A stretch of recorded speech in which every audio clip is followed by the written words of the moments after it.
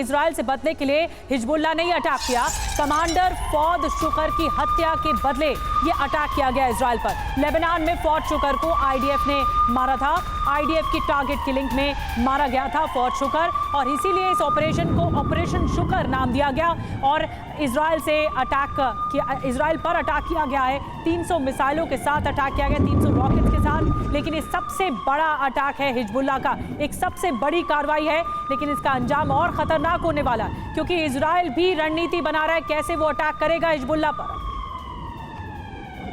जी हां, आधी रात इजराइल को दहलाने की गई है कोशिश। एक और बड़ी खबर, बात इजराइल हिजबुल्लाह वॉर से जुड़ी ही। हिजबुल्लाह ने इजराइल पर 6000 मिसाइलों से हमले की बनाई थी योजना, जिसका अभी थोड़ी देर पहले हम जिक्र कर रहे थे। ये बहुत बड़ी खबर है और ये बताता है कि इस बार कितनी बड़ी प्लानिंग हिजबुल्लाह की तरफ से हुई है। अमेरिकी और इजरायली सुरक्षा विशेषज्ञों का ये दावा सामने आया है। हमास से भी बड़े हमले की तैयारी की गई।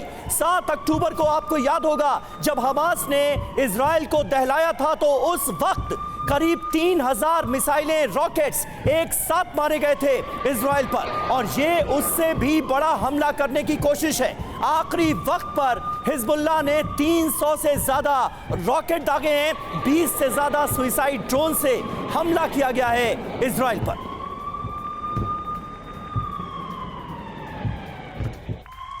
और एक और बड़ी खबर, आसमान में रॉकेट नष्ट करने का वीडियो भी सामने आ गया है। हिजबुल्लाह के रॉकेट नष्ट करने का ये वीडियो सामने आया। जो रॉकेट दागे गए उसे इंटरसेप्ट किया गया आयरन डोम की तरफ से, और देखिए वहीं हवा में ही मार गिराया। इजरायली एयरक्राफ्ट ने नष्ट किया इस रॉकेट को। इजराइल का एयरक्राफ्ट भी आसमान में देखने को मिल रहा है, और इसी एयरक्राफ्ट के जरिए इस रॉकेट को नष्ट किया गया। तो ये एक तरह से इजराइल ने अपना डिफेंस कदम तो उठाया है, लेकिन अब कैसे पलटवार होगा ये सबसे बड़ा सवाल है। हिजबुल्लाह ने बड़ा अटैक तो कर दिया है, अब इजराइल की बारी है। इजराइल कैसे बदला लेगा? और मनीष झा हमारे साथ और ज्यादा जानकारी के साथ जुड़ गए हैं। मनीष, ये अब तक का सबसे बड़ा अटैक बताया जा रहा है हिजबुल्लाह की तरफ से। अब तक तो इजराइल और हमास के बीच में एक खतरनाक जंग चल रही थी, लेकिन अब इस जंग में डायरेक्ट हिजबुल्लाह की एंट्री होगी, वो भी बड़े हमले के साथ। अब इजराइल इस डिफेंस के साथ कैसे ऑफेंसिव होगा, कैसे पलटवार करेगा? देखिए, हिजबुल्लाह ने अब तक का सबसे बड़ा हमला किया है, लेकिन इससे भी बड़ा और विध्वंसकारी हमला होना था।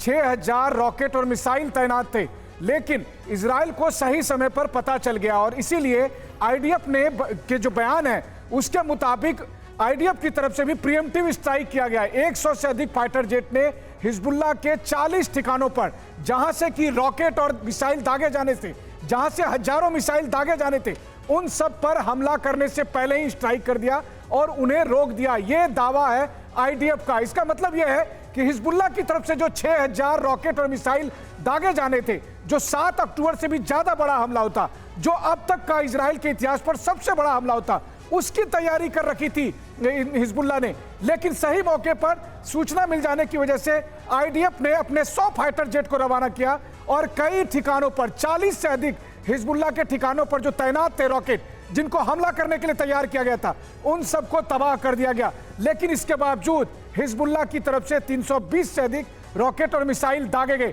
तो आप समझ लीजिए तैयारी कितनी बड़ी थी, और अगर यह हो गया होता तो आप समझ सकते हैं कि उसके बाद किस तरह का महायुद्ध होता।